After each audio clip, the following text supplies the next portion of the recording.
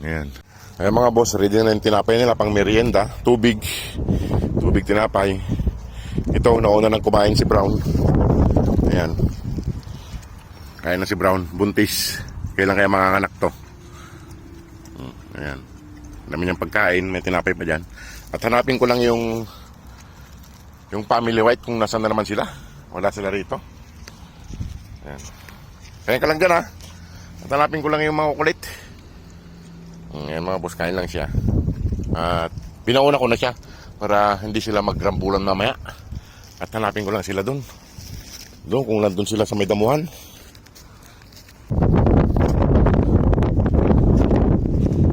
Ayan, tulogin ko ito ha.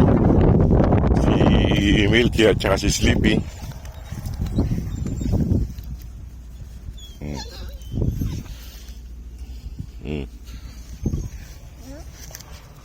Ito si Milky. Milky.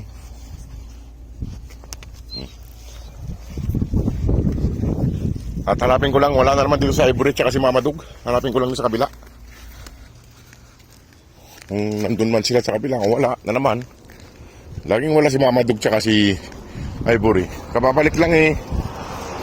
Wala na naman sila rito. Nandun si Ivory, himuhiwalay sa mga kapatid niya. Ba't tayo niyang kasama tong mga to? Ivory! Lina! At kakain na kayo. Humihiwalay sa mga kapatid niya. Ayan o. Ayan sa mga boss o. Humihiwalay sa mga kapatid niya eh, si Ivory.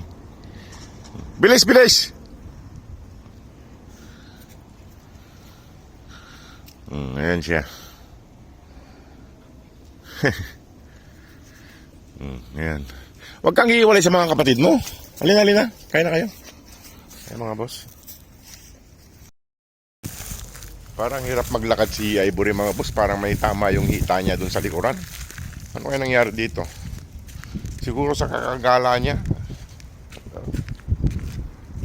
Ayun o, tingnan nyo. Hirap siya maglakad, parang may tama sa hita. Tingnan ko nga yung hita mo. Ayun, parang pinalo yung hita niya. Namaga rito sa may hita niya. Namaga dito. Ayun o. Ayaw niya pahawak. Namaga. Huwag ka kasi magkakagala. So, ayun o. Ayun o. Buti walang sugat.